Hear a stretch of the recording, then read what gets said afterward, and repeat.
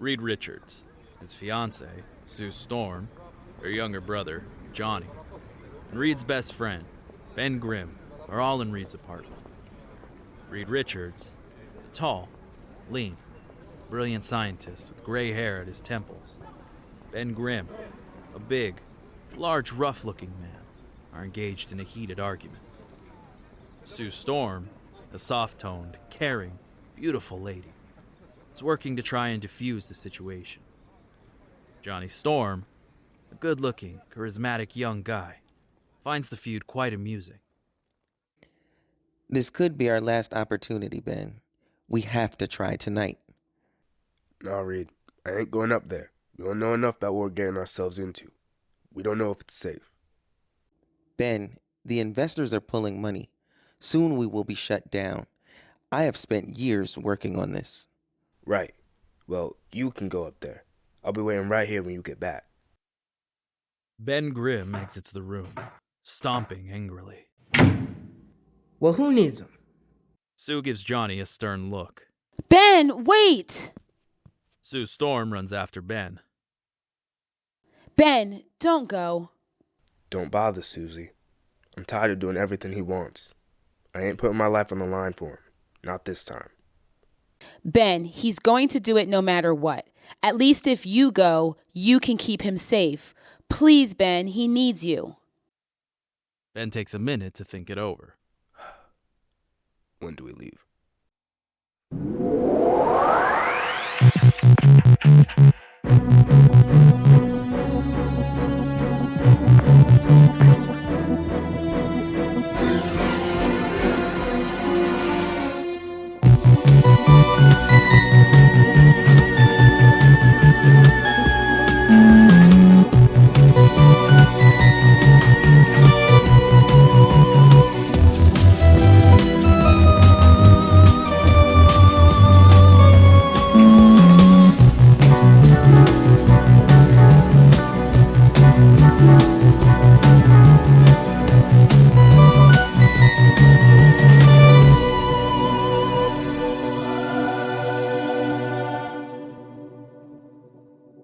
Later that night, Reed, Sue, Johnny, and Ben sneak past the guards of a military base and onto the testing site.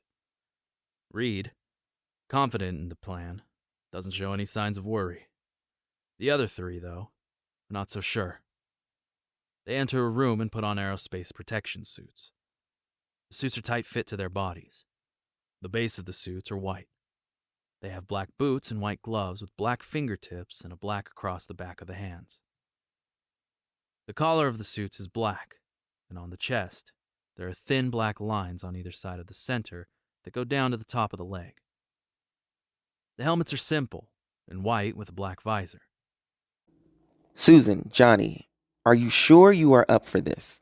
Ben used to be a test pilot. That is why I need him here. But you both Are here to support you.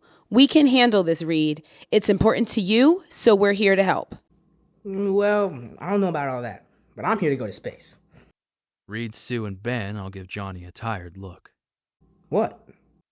They make their way to the launch zone and enter, one by one, onto the Marvel 1, a rocket ship with an experimental hyperdrive created by Reed Richards. They each take their seats, with Ben Grimm at the head. Everyone strapped in and ready? ready. Ready. Ready? Ben then flips a few switches as they prepare to take off. Preparing for launch. Launching in T-minus 3, 2, 1. Taking off. Yahoo! As the four astronauts break through the atmosphere, they look out the window and see a beautiful vastness of space. The stars shine bright in the distance. Scanners are showing some weird energy signs. I don't know about this, Reed. These are some strange readings. The ship can handle it, Ben. Just keep going. All right, hang on to something.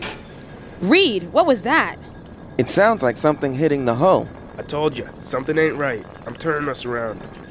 We should not have to worry, Ben. The shielding should keep us safe as we pass through the storm. With the sound of the cosmic rays puncturing the shielding on the rocket, an alarm starts to ring, and a light blinks red. What's that? That alarm means the shield is failing and the hull has been breached. Reed? Sue! Sue! Sue looks over and sees that Johnny's arm is somehow caught on fire. Johnny tries to put out the fire by patting it down. Johnny! Reed, what's happening to him? I don't know. We're getting knocked back down to Earth. Everyone, hang on! As the Marvel 1 falls back to Earth, pieces of the ship's armor start flying off. They are gaining speed, and fast.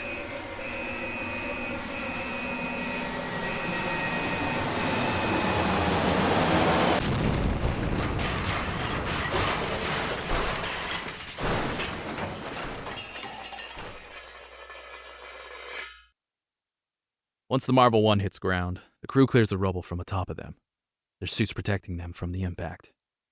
Reed is the first to emerge, then Johnny and Ben. But Sue Storm is nowhere to be seen. Is everyone okay? Yeah, I think so. Just a bad headache. Susan, are you okay? Susan. Johnny, Ben, do either of you see Susan? No. Sue? Johnny, I'm here. Reed, I hear her, but I don't see her. Help me check under the debris. Johnny, I'm right here. There she is. I see her. Just then, Sue Storm becomes visible as though she had disappeared and is now returning. Wow, Sue, you were invisible. Like a ghost. How? That strange energy must have had some effect on her. Why just me, though? Shouldn't you all also be affected somehow? We probably are, but it must be on a smaller scale. Maybe not. Suddenly, Johnny Storm combusts into flames. Sue, it's happening again. Johnny! What do we do, Reed? No, Sue, it doesn't hurt. It's actually kind of cool. The fire on Johnny Storm's arm starts to glow brighter with a crackling sound. Then, the fire from his arms discharges through his hands and releases into a flying flaming ball of fire. Oh yeah, now that's hot. Johnny, be careful. Ugh. Ben starts to feel uneasy. Guys, I ain't feeling too good. Ben Grimm falls to his knees in pain. Ah! Ben! Reed runs over to Ben's side. Ben slowly gets up. As he does, Reed reaches in to help him up, but Ben hits him away. Reed Richards goes flying into a tree, his body warping and wrapping around the tree, causing him no pain. Sue and Johnny Storm run over to check on him. Reed! Reed, are you okay? Reed's body begins to revert back to normal. I am fine, Susan. It seems the energy has increased the elasticity of my cells. Ben has also been affected. His strength is beyond human levels. Yeah, he hit you pretty hard there. Sent you flying. Thank you, Johnny. I could not tell. Stretch power isn't all those rays gave you. It seems Reed Richards has now unlocked the power of sarcasm.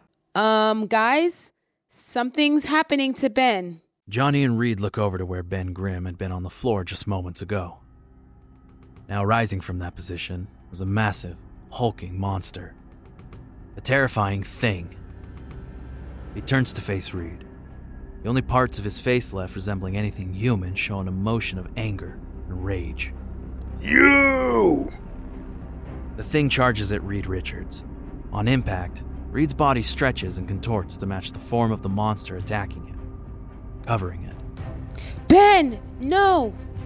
The creature that was once Ben Grimm grabs at Reed Richards, trying to pry him off his body.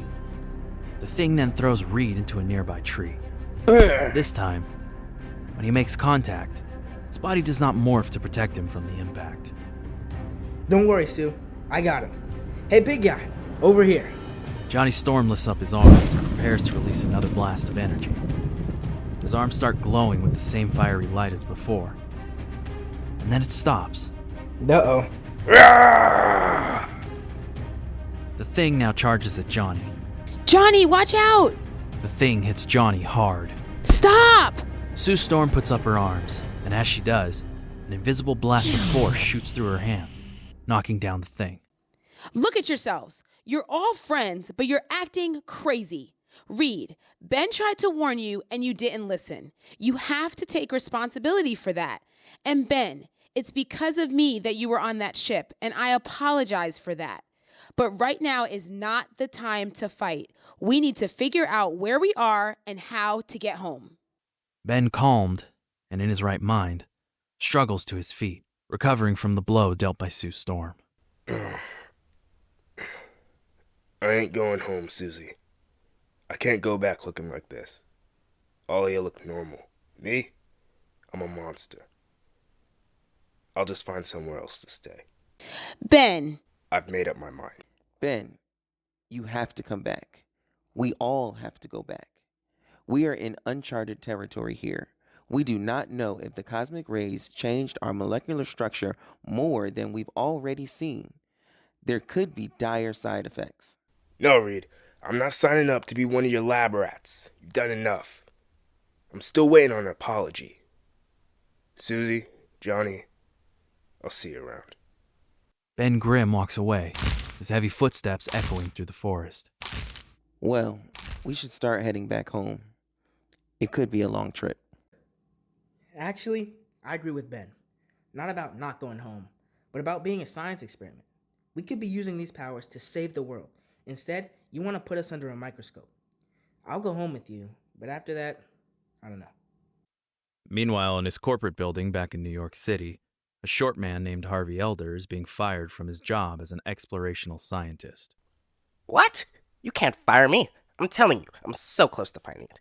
I've narrowed it down to just 2 places. It's either in the middle of the Pacific Ocean or somewhere in Antarctica. But I know I can find it. I'm sorry, Harvey, but you just haven't shown enough progress in your research. Harvey Elder storms out of the room. No, you'll regret this. You'll all regret this. I will prove you all wrong. You mark my words. You will rue the day! Weeks later, in the apartment of Reed Richards and Sue Storm, Reed sits alone working on his latest project in a living room filled with failed inventions and balled-up scraps of paper. He is wearing a pair of microscope glasses, hard at work. In walks Sue Storm on the phone with her younger brother Johnny, discussing his current hero career. That's great, Johnny. Uh-huh. Yeah, I'll tell him you said hi. Yep, I'll talk to you soon. Love you, Johnny. Johnny says hi. He put that guy, the wizard, he put him back in jail. Maybe I'll paint this whole place bubblegum pink. I'm pregnant. Sue walks over to Reed and takes off his glasses. Reed, will you listen to me? What are you working on that has so much of your attention? Oh, nothing. Just playing with molecular structures and DNA. How about you take a break and come sit on the couch and watch some TV with me? Reed, hesitant, gets up from out of his chair and steps away from his workbench. The couple sit down on the couch in the living room. Sue turns on the television. This just in. The superhero known as the Human Torch seems to be struggling in fighting this giant monster. Wait, there seems to be a man on the back of the monster. Johnny Storm flies around, on fire, wearing his aerospace suit without the helmet. The monster, roughly the size of a building, grabs Johnny in one hand. The man standing on the monster wears green rags and a cape made of stitched-together fabrics of different shades of green. I am Harvey Elder, the Mole King, destined ruler of Subterranea. I will take this man who you surface dwellers worship as a hero, for some reason, as my prisoner. I will hold him until your country's leaders hand over your nuclear missile codes. I will unleash the missiles on other countries, starting a nuclear war. This will clear you surface dwellers off of the face of this planet, allowing me and my subjects to reign supreme. If you refuse to hand over the codes peacefully, then I will take them with monstrous force. Now, you have... Excuse me. Harvey, was it? Look, Harv. Mind if I call you Harv? Cool. Maybe monologuing your plan on national television isn't the way for you to succeed. Well, Not that it really even matters, though. I'll get out of this giant monster's hand, and when I do, I'll stop your evil plan. Silence! As I was saying, I am giving your sorry excuse of a government 6 hours to agree to my offer. Now, Giganto, to Subterranea! Reed, we have to go help Johnny. When Reed and Sue arrive at the site, they find that it is blocked off by black tape and swarmed with government agents. A woman walks over to them, wearing an FBI uniform and black, no-rim glasses. I'm sorry, but I'm gonna have to ask you both to leave this area. This is an active investigation. And you are? Agent Maria Hill, FBI. And this is my crime scene, so... Look, my brother is down there, and who knows what's happening to him. And again, I am sorry, but we do have a job to do, and that includes saving your brother. But right now, you're not helping us in any way. So, thank you, but I'm gonna need you to leave. Reed and Sue walk away. Sue thinking of a way to help her brother. Reed, I have an idea. Stay here, and once I give you a signal, make a break for it. Susan, what are you thinking? Susan? Before giving him an answer, Sue Storm disappears right before Reed's eyes. Reed, trying to make sense of her plan, awaits Sue's signal. Suddenly, a bunch of equipment is knocked over behind the black tape. Reed then realizes what Sue was doing and runs to the opening in the road. Sue, still invisible, does the same. The two end up in a dark cave-like tunnel system underground. Reed pulls out a pocket knife with multiple attachments. He turns on the flashlight attachment of the knife to give them light to see. My fiancé, ever the Boy Scout. What can I say? I'm prepared for any situation. Reed and Sue follow the path through the tunnel. The deeper in they go, the more signs of civilization they find. The walls are lit with dim torches. In the distance, they hear chanting of some sort. Do you hear that? It sounds like there are people down here. It does not seem too far away. Maybe they have seen Johnny. Deeper through the tunnel, there's an opening leading to a cavern where Harvey Elder is standing above a crowd of moloids, small, shriveled-looking men who live under the earth.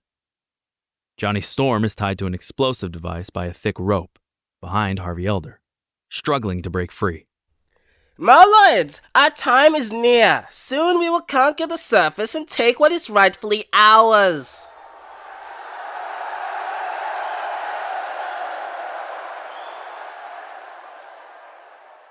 I already told you, your plan's not gonna work out. You know, I'm getting tired of you and your non-stop blabbering. What are you going to do? You're captured and there's no way for you to get out. I've strapped you to a bomb that will go off if you even think of making a flicker. As I was saying, Moloids, let's prepare for our takeover. Reed and Sue finally make it to the large cavern. Hello? Is anyone down here? Reed? Reed, no, get out of here. Johnny, we are coming. We? Is Sue with you? I'm here, Johnny. We came to rescue you. No, you guys can't be here. Get to safety before he comes back. Who are you talking to? Surface dwellers! Moloids, capture the intruders. Tie them up with the prisoner. Suddenly, from seemingly nothing, the moloids jump out and attack Reed and Sue, detaining them. Johnny, are you okay? I'm fine, Sue. I had it handled. Being captured and strapped to an explosive is handling it? Yes, Reed, but fine. You came to save me, right? Well, how's that going? Exactly. I thought Reed Richards was prepared for everything. You are right, Johnny. I know I am. You're always doing this, always acting like you're better. No, Johnny, not about that. I am always prepared. I always keep my pocket knife on me. But where is it? What are you talking about? My pocket knife. I was using it as a flashlight when we walked down here, but then we were attacked and I dropped it. It has to be around here somewhere. Ah. Now, if I can just stretch my arm enough. Got it. Reed then cuts the three of them out of the ropes and proceeds to come up with a plan of action. Okay, thanks for the help, but you two should go now. I'm going after the mole man, and things might get ugly. We are going with you. Wait, what? We're going to help you, Johnny, and we won't take no for an answer. The trio follow through the tunnel where Harvey Elder and his army of moloids had gone. Meanwhile, above ground, a man in a large trench coat and a hat that covers his face is purchasing food from a market. You sure this is fresh? Just give me 5. Suddenly, Giganto breaks through the ground, his upper half sticking out of the ground, swatting away his opponents. Johnny is flying around Giganto, drawing his attention, while Reed and Sue recover on the ground. What the? Let's go, big guy. Round 2. Johnny Storm is flying in the air, blasting constant waves of fire at the monster. When Johnny, watch out! he is hit to the ground by the towering beast. Hey, ugly. Over here. Just then, the stranger pulls off their hat and coat to reveal... Ben? Let me show you how we do on Yancey Street.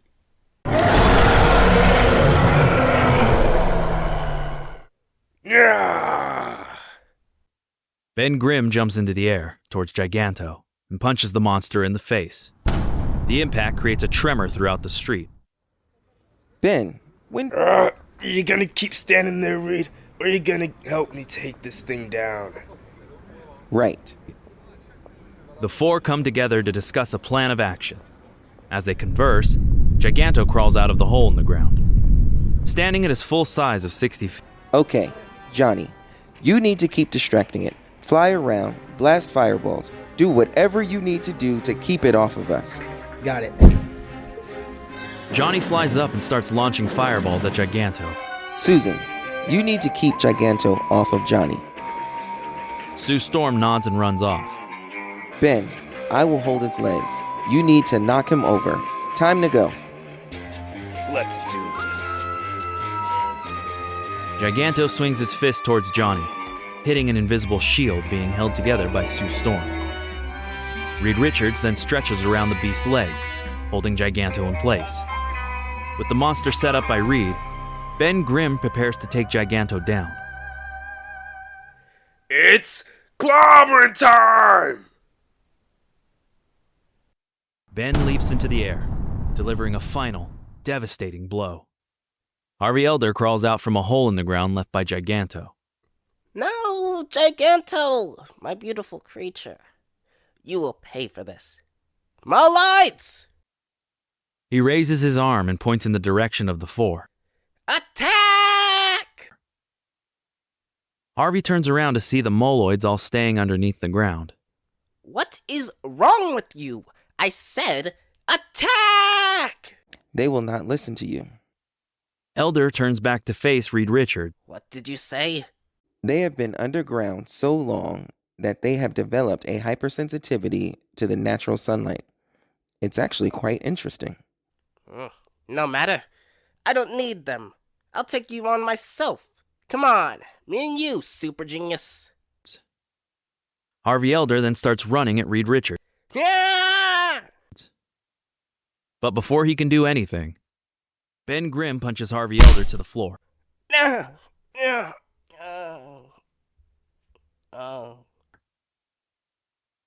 few minutes pass, and Maria Hill shows up with her team. Mr. Richards, I thought I told you to stay out of this. Yes, Agent Hill. We couldn't just stand by and let him take my brother. So I don't really care what kind of authority you have at your agency, but when it comes to my family, we stick together and fight for each other. You know, I would watch how I talked if I were... Ben Grimm steps up behind Sue, pounding one fist into his other hand. Fine. You four are gonna need to come with me for questioning. Maria Hill is then told something over her ear. Are you sure, sir? They were involved in the conflict. Yes, sir. Never mind. You're free to go. But I suggest you all watch yourselves. You don't want to make enemies with the wrong people. 2 FBI agents grab the dazed Harvey by the arms and walk him to the car. Meanwhile, the 4 heroes stand outside of the crime scene area. Ben, where have you been? Spent some time with my Aunt Petunia. I was just in town to talk to this supposed expert on genetic mutation, hoping he could help me. But he said he had no clue about cosmic rays. Well, welcome home. Thanks, Susie. So, what now? Maybe we keep doing things like this, stopping the bad guy. The Mole Man won't be the last one. We could be superheroes. We have a responsibility, Johnny. We are in uncharted territory. We are the first humans to be affected by cosmic rays. We need to find out the full extent of our new abilities. We can use these abilities to discover new things no one else could before. So you want us to be super scientists? Look, we can be scientists or explorers. We can even be superheroes. But before all of that, we are family first. Agreed? Yeah, what she said. Right. Yeah, okay. But if I'm staying, I ain't gonna be one of your science experiments, Reed. Got it? Good to have you back. Days later, in a park in central Manhattan, a crowd of people surrounds a target object. Reporters and camera operators make up the majority of the group. Everyone is talking, wondering what they're waiting to see. In the crowd, there's a man holding a microphone standing in front of another man with a camera. Are we rolling? Yes. Yes, we are? Yeah. Oh, okay. We're here at the unveiling of the new statue honoring the team of explorers people are calling the Fantastic Four. This group of superhumans is the first to show up since Captain America and the Invaders during World War II. This team consists of members who have been dubbed Mr. Fantastic, the Invisible Woman, the Human Torch, and the Thing. Oh, wait. Someone's about to start speaking. Are you getting this? Yep. Thank you everyone for being here today. We are all here to thank Dr. Reed Richards and his team for their recent work for the city. Before we continue, we are opening up for any questions. Almost everyone in the audience raises their hands. Yes? Eddie Brock, Daily Globe. Will we be seeing the Fantastic Four here today? Yes, they will be arriving shortly. Okay, yes, you have a question? Yes, Sally Floyd. How do we know these 4 superhumans are on our side? How do we know we can trust them? They just saved our city a few days ago. If they weren't acting in our best interests, don't you think they would have done something already? Yes, you. Hi, Ben Urich, Daily Bugle. If you don't mind me asking, how did this all start? Where did this Fantastic Four get their powers? As much as I would love to answer that question, you'll get a far better answer from asking the heroes themselves. Okay, last question. You. No question. I would just like to say one thing. Flame on! Johnny bursts into flames in the middle of the crowd, flying out into the air. He flies in a way that makes his trail of fire appear in the image of a 4 in the sky. Johnny then lands on the stage, his fire dying out. The other 3 members of the team run up after him. The team stands lined up, each one next to the other. The 4 members are all wearing new versions of their aerospace suits. The primary color of the suit is now blue with white accents. They all have a 4 insignia on their chest. Ladies and gentlemen, the Fantastic Four.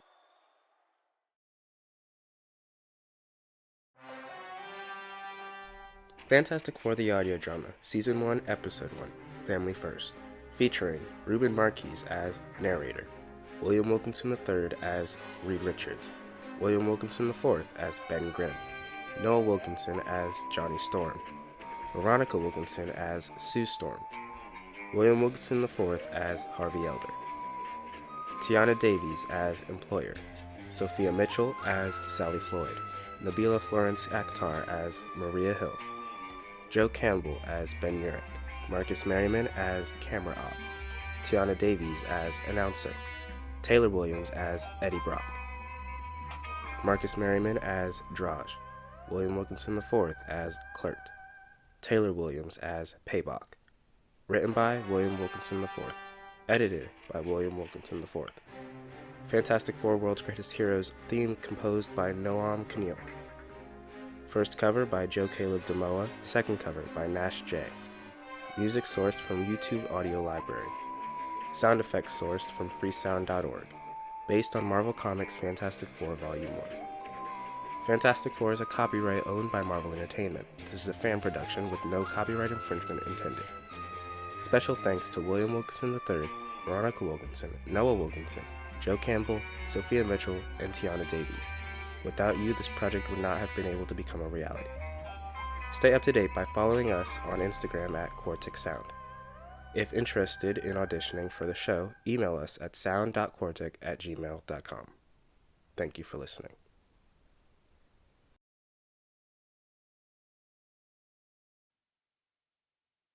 Deep in the far reaches of space, an extraterrestrial patrol ship is scouring the Milky Way. Commander Kl'rt, we are coming up on the planet Terra. How would you like us to proceed? Scan the planet's information databases. We must find out who the leaders of this world are so we know who to strike down. Sir, I have found something. These 4 individuals wield great power for Terrans. They must be the rulers of this world. They are called the Fantastic Four. Then we have our objective. Kill this Fantastic Four and claim Terra as an outpost for the Skrull Empire.